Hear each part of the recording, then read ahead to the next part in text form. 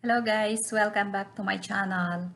So kapag pumupunta tayo sa ibang bansa, dumadaan tayo sa immigration at karaniwang ang immigration officer ay nagtatanong bago tayo papasukin or bigyan ng visa kapag yun ang kailangan. At batay sa aking experience sa Hong Kong, Macau at Korea, hindi masyadong istrikto. Yung parang ang tinanong lang sa akin nung pumunta ako sa mga lugar na yun is tinanong lang yung pangalan ko at yung birthday. Tapos anong gagawin ko doon, yun lang. At dito sa Canada, medyo mas istrikto sila.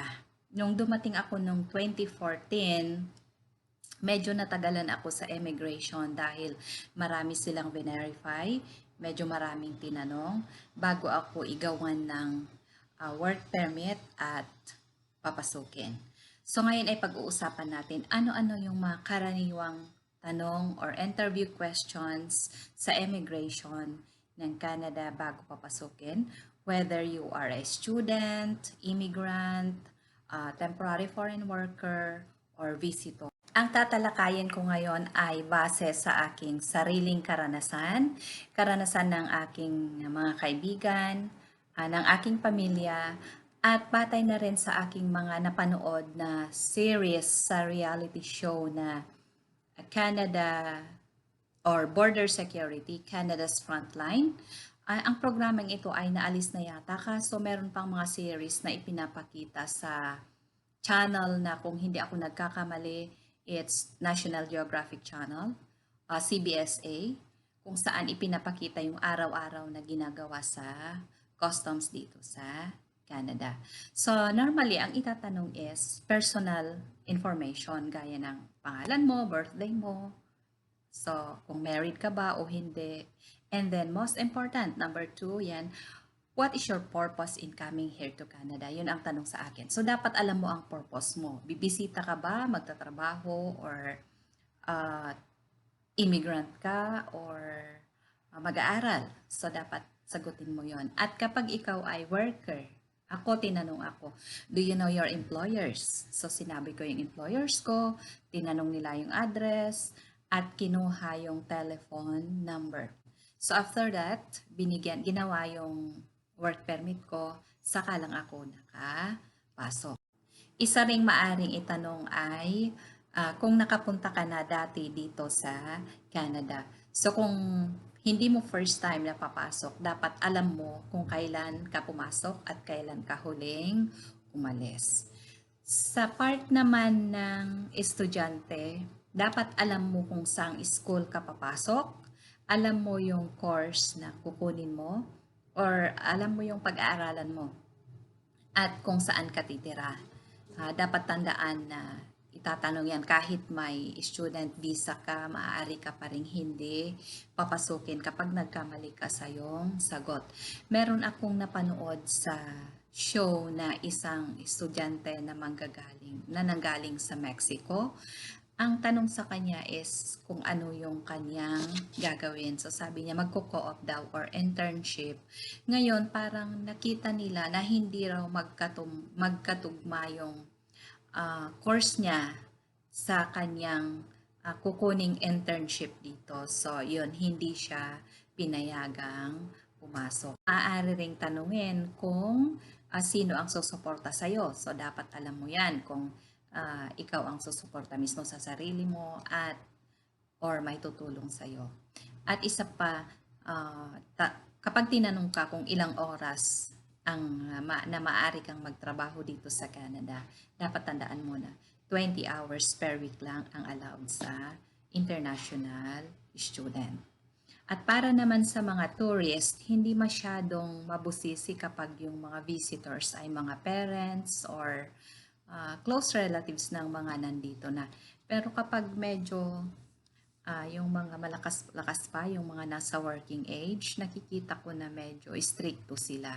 Meron akong napanood noon na isang Japanese, second time niyang papasok daw dito, pero visit visa yung kanyang visa papasok. First time, isa siyang worker, then bumalik siya, visitor.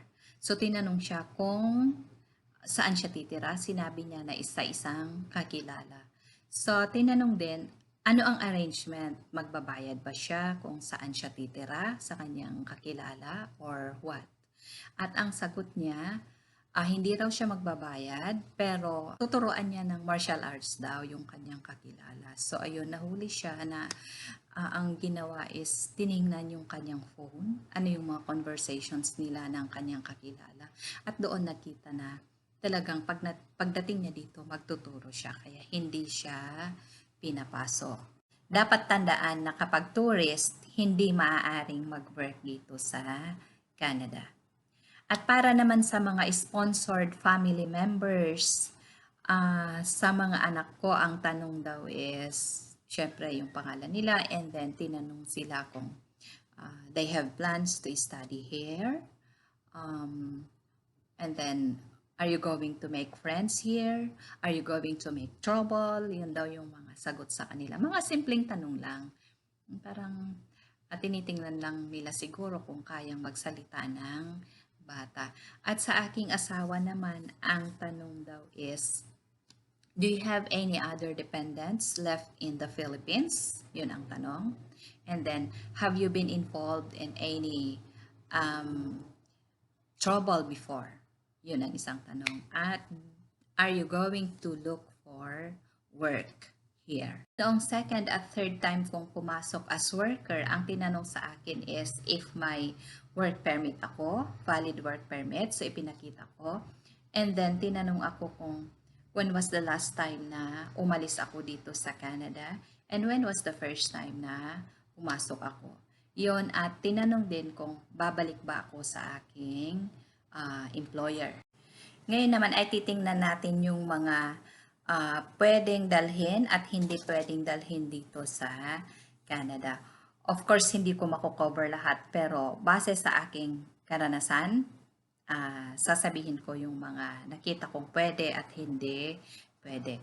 So, sa declaration form na fill upan ninyo kapag nasa eroplano pa lang, kailangan i-declare lahat kung ano yung mga dala mong pagkain or produkto mula sa bansang panggagalingan mo, whether that is from the Philippines or kung sa Hong Kong man, Singapore, or wherever. Kailangan i-declare mo yan. At kung magkano yung dala mong cash, kailangan i-declare mo rin. Kasi tatanungin yan sa immigration. So, nung pumunta ako dito from the Philippines noong second time, nakapagdala naman ako ng tuyo. Yun ang favorite natin, di ba? Tuyo at saka mga rice cakes, beans. Wala namang problema. Basta noong tinanong ako kung aanhin ko, it's for food. Yun lang, pagkain. Walang problema doon. Basta hindi masyadong marami. At yung kaibigan ko naman, nakapagdala siya ng yung Bear Brand milk, mga 3-in-1 coffee, Milo, tsaka yung mga chicherya sa Pilipinas, pwede siya. Pero huwag lang magdala ng sobrang dami kasi yung kaibigan ko, ang dami niyang balot ng mga tuyo, iba't iba maraming balot ng mga rice cakes. Tapos pagdating niya dito sa Canada, napansin namin na halos bukas lahat yung mga maliliit na balot na yon. Hindi namin alam kung sa China nabuksan or dito na mismo kasi nag-change flight siya sa China. Parang rinatrat lang ba, tiningnan kung ano talaga ang laman. At sa mga meat products naman, may nakita ako na nagdala ng hotdog. Hindi rin pwede. Hindi niya dineclare pero nakita sa kanyang baggage. Tapos, tinanong siya. Sabi niya, hindi raw niya alam na bawal. Kaya ayun, ipinatapon sa airport. Yung isang kakilala ko, nagdala raw ng lechong baka. Hindi rin pinapasok. Tinapon din. At meron akong isang nakita na nagdala ng jerky, yung beef or pork jerky mula sa ibang bansa, hindi rin pinayagang ipasok. Stricto sila sa mga meat products dahil ito raw yung maaaring pagmulan ng sakit, either ng tao or mga animals din dito sa Canada. So, ayan, medyo stricto sila. At sa mga gamot naman, pwedeng ipasok yung mga prescribed medicines, basta meron kang prescription ng doktor, dala mo yon. At sa mga over-the-counter drugs naman, Yung kaibigan ko nagdala siya ng maraming klase, yung para sa sakit ng ulo, sakit ng katawan, para sa high blood pressure. Ang nangyari, hinarang doon sa immigration, parang chinek ba kung yun ay mga existing medicines talaga. At after noon, pina pinapasok naman siya pero hinold yung kaniyang mga gamot na yon at ang sabi ipapadala sa Ministry of Health para i-check muna bago i-release. At yun nga, chinek, then sinulatan siya na okay naman siya, okay naman yung mga gamot. Pero sinabihan siya na next time huwag magdala ng ganon. Napakarami, dahil yun ay bawal. At syempre, yung mga ipinagbabawal na gamot, bawal talaga ang mga yan, hindi dapat magdala. Sa mga pets naman, may nakita akong nagdala ng pet niya na, I think, parang parrot.